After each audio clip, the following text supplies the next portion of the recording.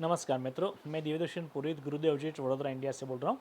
कल यानी कि 23 तारीख को 23 मार्च 2021 को गायत्री परिवार का जो एक सेंटर है, मेन सेंटर है मथुरा में, वहाँ गायत्री तपोभूमि है, उनके एक प्रमुख कार्यकर्ता श्री अनिल भाई पाठक का वीडियो हमें मिला।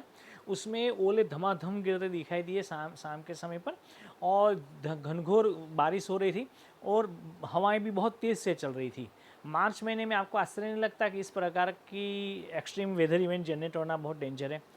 तो ये क्यों होती है, कैसे हुआ ऐसा? इसके जाने से पहले ओले कैसे गिरते हो थोड़ा समझ लें। हाँ, जब बहुत धरती गर्म होती है तो गर्म होने के साथ में वो सभी जितनी भी ह्यूमिडिटी होती है, धरती की होती है, वृक्ष की होती है, नदियों की होती है या समंदर की, वो ऊपर जाती है, बादल बन करके ऊपर जाती है, बादल बनाती है।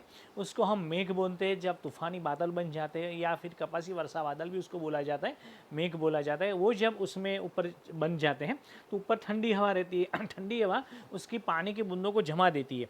जमाने के बाद में उसके ऊपर और भी बूंदें जमती हुई चली जाती है और इतनी घनी हो जाती है कि फिर वो नीचे गिर जाती है कि बारिश के रूप में ही, मगर ओले बनकर, बर्फ़ के छोटे छोटे गोले बनकर गिरती है। वो 1 सेंटीमीटर से 7 सेंटीमीटर तक के रहते हैं और धरती पर वो गिर आते हैं, तब बोलते हैं हम ओले गिर गए।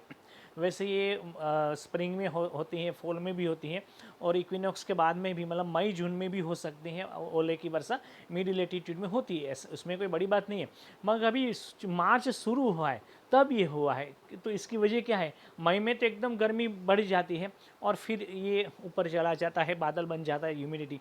मगर इसका अर्थ ये हुआ कि मार्च महीने में इतनी गर्मी मथुरा में बढ़ गई, उसी लेटीट्यूड पर बढ़ गई कि वो गर्मी की वजह से मथुरा की ज़मीन का पानी भाप बनकर उड़ने लगा, और उसके आसपास भी जितनी वनस्पतियाँ थी, यमुना मैया है, सबका पानी भाप बनकर ऊपर उड़ने लगा।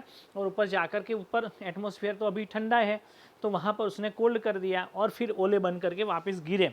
ये एक्सट्रीम वेदर इवेंट जो एकदम कोल्ड पड़ती है, एकदम गर्मी पड़ती है, उसी तरह एकदम धमाके से बारिश, ओले और तेज हवाएं गिरने लगती है, चलने लगती है। ये एक्सट्रीम वेदर इवेंट है, ग्लोबल वार्मिंग, क्लाइमेट चेंज के चलते होता है। और ये केवल मथुरा के लिए कॉमन नहीं है, ये पूरे विश्व में भी सब कुछ कॉमन हो गया है। जहाँ ओले नहीं गिरते वहाँ ओले गिरते हैं, जहाँ पर धूप न होती है वहाँ पर एकदम ठंड बढ़ जाती है, ठंड होती है एकदम एकदम हीट वेव्स चलने लगते हैं, एकदम घनघोर बारिश ऊपर से गिरने लगती है, तेज़ हवाएं चलने लगती है, धूल की आंधी चलने लगती है, हवाएं जहरीली होती हुई चली जाती है। ये सब है क्या? ये हमारी सुख की अंगी दौड़ के कारण पैदा हुआ क्लाइमेट चेंज है मित्रों। ये एक्सट्रीम वेदर इवेंट मार्च में होना बहुत डेंजर थिंग है। तो ये हमें बता रही है, नेचर बार बार बता रही है कि बेटा अभी समझ जाओ, अभी समझ जाओ। प्रकृति माता है, वो जो चाहती है वो ही करती। याद रखें, मेरे एक विदेशी दोस्त है, वो कहा करते हैं कि प्रकृति माता है और माता जो चाहती है वही करती है, वो हमारी सुनेगी नहीं। अगर अब भी हम नहीं संभले तो यही टाइम है, तो अब कुछ करें या मरें, डू और डाई, नाउ और नेवर, अभी या कभी नहीं, माता के लिए हमें करना ही पड़ेगा। करेंगे तभी जा करके एक्सट्रीम वेदर इवेंट बंद होगी। तो आइए हम एक प्रण ले लें कि माता के लिए, वसुंधरा के लिए, पृथ्वी के लिए, माता प्रकृति के लिए कुछ ना कुछ कर गुजरे। आइए प्रार्थना करें पैंडेमिक की समाप्ति की। सर्वे भवन्तु सुखिनः, सर्वे सन्तु निरामय, everyone be happy and everyone be healthy. This is Divya Darshan Purohit from Gurudev ji Vadodara India.